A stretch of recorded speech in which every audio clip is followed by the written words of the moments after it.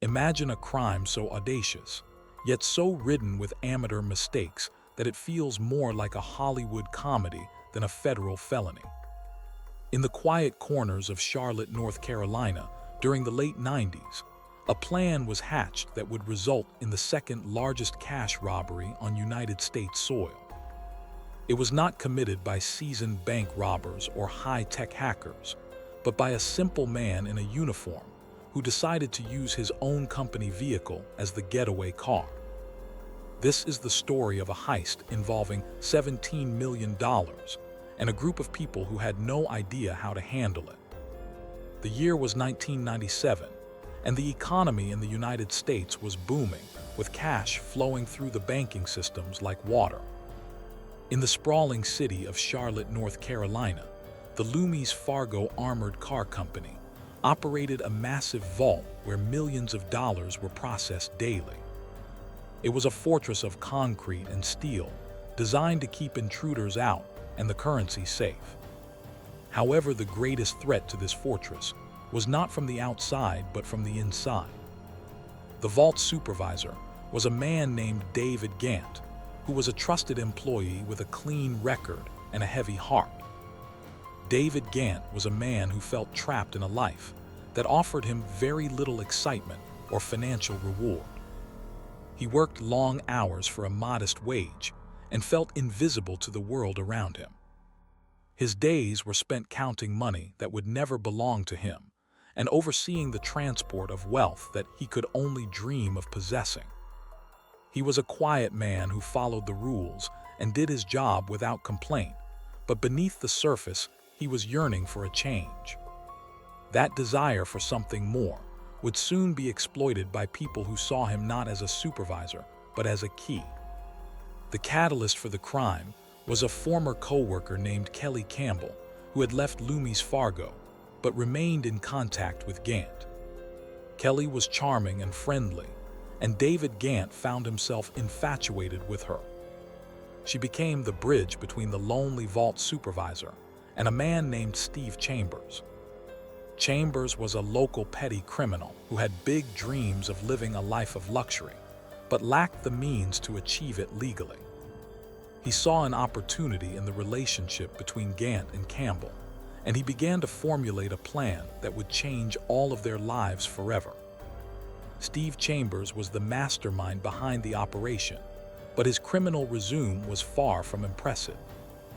He lived in a mobile home and spent his time dreaming of mansions and luxury cars.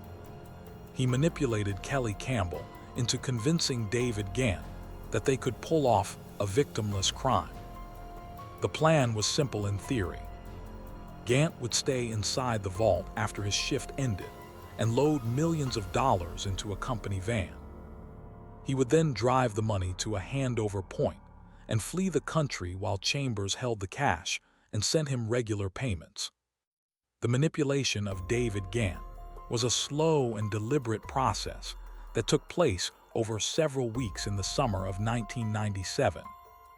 Kelly Campbell played on his affections and promised him a new life of adventure and romance. She told him that they would be together once the heat died down and that he would never have to worry about money again. Blinded by love and the promise of a better future, Ghantt agreed to the plan. He did not realize that he was being set up as the fall guy from the very beginning. The date was set for October 4th, 1997, a Saturday night when the vault would be flush with cash from the weekend transactions. David Ghantt reported for his shift, as usual wearing his gray and black uniform and carrying his sidearm. The atmosphere in the Loomis Fargo facility was calm and routine. Armored trucks came and went, and employees went about their business unaware that their supervisor was counting down the hours until he would betray them all. As the sun set over Charlotte, the tension in the air began to rise. As the evening progressed, David Ghantt sent his newest trainee home early, which was a breach of protocol but necessary for the plan. This left him alone in the massive facility, with only the silent security cameras as witnesses. The isolation was palpable, as the hum of the ventilation system filled the empty halls. Ghantt knew that there was no turning back now. He took a deep breath and began the process of disabling the security measures that were designed to stop people exactly like him.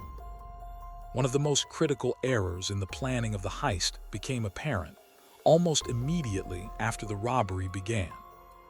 The security cameras at Loomis Fargo recorded onto physical tapes that had to be manually changed. David Ghantt removed one of the tapes to hide his actions, but he failed to remove the backup tape that was recording simultaneously in a different location. This oversight meant that every move he made inside the vault was being captured for the Federal Bureau of Investigation to watch later. It was the first of many mistakes. Inside the main vault, David Ghantt was confronted with a problem that neither he nor Steve Chambers had fully anticipated. Money is incredibly heavy. A single brick of $100 bills weighs over 2 pounds, and Ghantt intended to steal millions. He began dragging large carts of currency toward the loading dock. The physical exertion required to move that much cash was immense. He was sweating and panting as he hauled bag after bag of uncounted bills across the concrete floor. The vehicle chosen for the getaway was not a sleek black sedan or a fast sports car. It was a Loomis Fargo armored van bearing the company logo and painted in bright orange and white colors. It was the ultimate irony that the getaway driver was using his own company car to steal from his own employer. Ghantt backed the heavy truck into the loading bay and began throwing the bags of money into the rear compartment. He filled the van to its capacity until there was literally no room left for another dollar. The amount of money inside the vault was so vast that David Ghantt actually had to leave millions behind because the van could not carry the weight. He had loaded over $17 million in cash, weighing nearly 3,000 pounds. He closed the rear doors of the armored truck and climbed into the driver's seat. His heart was pounding in his chest as he turned the ignition key. The engine roared to life, and he drove the company vehicle out of the secure gate and into the dark streets of Charlotte. David Ghantt drove the armored truck to a predetermined meeting point at a printing business called Reynolds & Reynolds in northwest Charlotte. There he was met by Steve Chambers and several accomplices who were waiting with their own vehicles. The transfer of the money from the armored truck to the personal vehicles of the gang was chaotic. They rushed to move the heavy bags of cash in the dead of night, terrified that a passing police car might spot them. They abandoned the armored truck right there in the parking lot. According to the plan, David Ghantt was given $50,000 in cash, which was the maximum amount he could legally carry across the border without declaring it. He was instructed to make his way to Mexico and wait for further instructions. He left his life in North Carolina behind and boarded a bus to start his journey south. Meanwhile, Steve Chambers and the others took the remaining $17 million and drove back to their homes, believing they had just committed the perfect crime. The following morning, the employees of Loomis Fargo arrived at work to find the vault door open and the facility empty. It did not take long for them to realize that something was terribly wrong. The police were called, and soon the Federal Bureau of Investigation arrived on the scene. They found the abandoned armored truck miles away and quickly identified David Ghantt as the missing employee. The backup security tape was retrieved and played, and the agents watched in amazement as Ghantt loaded the van single-handed. The investigation began with David Ghantt as the primary suspect. His face was plastered on television screens and newspapers across the United States. He was dubbed the most wanted man in the country, but the Federal Bureau of Investigation suspected he had not acted alone. The sheer volume of money stolen and the logistics involved suggested accomplices. Agents began looking into his personal life and quickly discovered the connection to Kelly Campbell. They started surveillance on her and her associates. Down in Mexico, David Ghantt arrived on the island of Cozumel. He checked into a luxury hotel and tried to blend in with the tourists, but he was a fish out of water. He was a pale man from North Carolina, with a thick mustache and bad fashion sense, wandering around a tropical paradise. He spent his days pacing in his hotel room and waiting for phone calls from Kelly Campbell.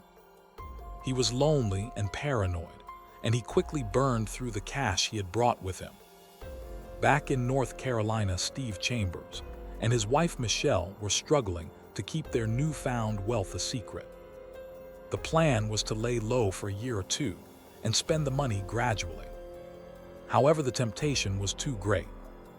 They moved from their mobile home into a luxury mansion in a wealthy neighborhood. They bought expensive cars, including a BMW and a Hummer. They adorned their home with tacky decorations, including a velvet painting of Elvis Presley and a customized pool table. The sudden change in lifestyle for the Chambers family did not go unnoticed by their neighbors or the local community. People who knew them as a modest family living in a trailer were baffled by their sudden spending spree. Steve Chambers paid for everything in cash, often using stacks of $20 bills that were still wrapped in Loomis Fargo bands. He was practically inviting the Federal Bureau of Investigation to come and arrest him. The agents watched and waited, gathering evidence for a watertight case. As the weeks turned into months, David Ghantt became increasingly desperate in Mexico. He was running out of money, and the promised wire transfers from Chambers were sporadic and small. He called Kelly Campbell, repeatedly begging for help. Chambers began to view Ghantt not as a partner, but as a liability. As long as Ghantt was alive, he could implicate the rest of the gang. Chambers made a cold and calculated decision to tie up the loose end permanently. Steve Chambers hired a man named Michael McKinney to travel to Mexico and kill David Ghantt. McKinney was given a description of Ghantt and told that he was a bad person who had done terrible things. The hitman flew to Cozumel and began searching for the fugitive. It did not take him long to find Ghantt, who was still staying at the same hotel and sticking out like a sore thumb. McKinney approached Ghantt, but instead of killing him immediately, he befriended him. In a strange twist of fate, the hitman and the target developed a rapport. David Ghantt was so lonely that he was grateful for any English-speaking company. He told McKinney his side of the story, portraying himself as a man in love who had been used. McKinney realized that Ghantt was not the monster he had been described as, but rather a pathetic pawn in a larger game. The hitman hesitated, and during this delay, the Federal Bureau of Investigation was closing in. The Federal Bureau of Investigation had tapped the phones of Steve Chambers and Kelly Campbell. They listened in disbelief as the gang discussed the money, the spending, and the plot to murder Ghantt in Mexico. The agents knew they had to act fast to save Gantt's life and secure the stolen millions. They coordinated with Mexican authorities to apprehend Ghantt before the hitman could change his mind, or before another assassin was sent. On March 1, 1998, the Mexican police arrested David Ghantt in Playa del Carmen. He was relieved to be caught, as the pressure of life on the run had become unbearable. He was flown back to the United States and immediately began cooperating with the authorities. He told them everything he knew about the plan, the accomplices, and the location of the money. His testimony was the final nail in the coffin for Steve Chambers and the rest of the gang. Simultaneously in North Carolina, the Federal Bureau of Investigation executed search warrants on the Chambers residence and other locations. They found millions of dollars in cash, hidden in plastic barrels and buried in the backyard. They seized the mansion, the luxury cars, and the Velvet Elvis painting. Steve Chambers, Kelly Campbell, and several others were arrested and charged with bank larceny and money laundering. The Hillbilly heist, as it came to be known, was over. The trial was a media sensation. The public was captivated by the incompetence of the criminals and the sheer scale of the theft. The fact that they had used a company armored truck as the getaway vehicle became a punchline on late-night television. David Ghantt testified against his former friends, detailing how he had been manipulated by Kelly Campbell and discarded by Steve Chambers. The jury heard the wiretapped phone calls where Chambers discussed killing Ghantt. The sentences handed down were severe. Steve Chambers received over 11 years in federal prison for his role as the mastermind.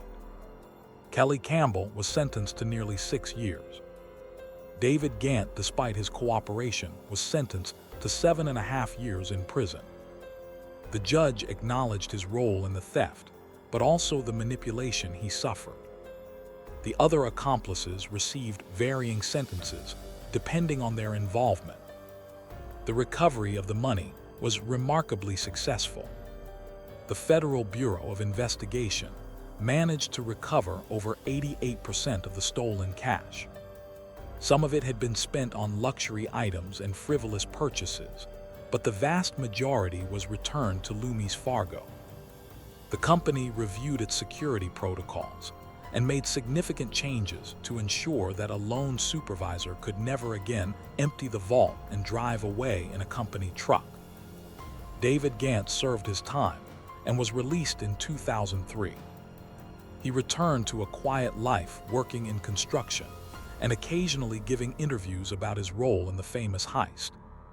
He expressed regret for his actions and the pain he caused his family, but he also accepted his status as a minor folk legend. The story of the Loomis Fargo robbery remains a cautionary tale about greed, manipulation, and the folly of thinking one can outsmart the system. Today, the Loomis Fargo heist is remembered not for the sophistication of the plan, but for the human elements that drove it.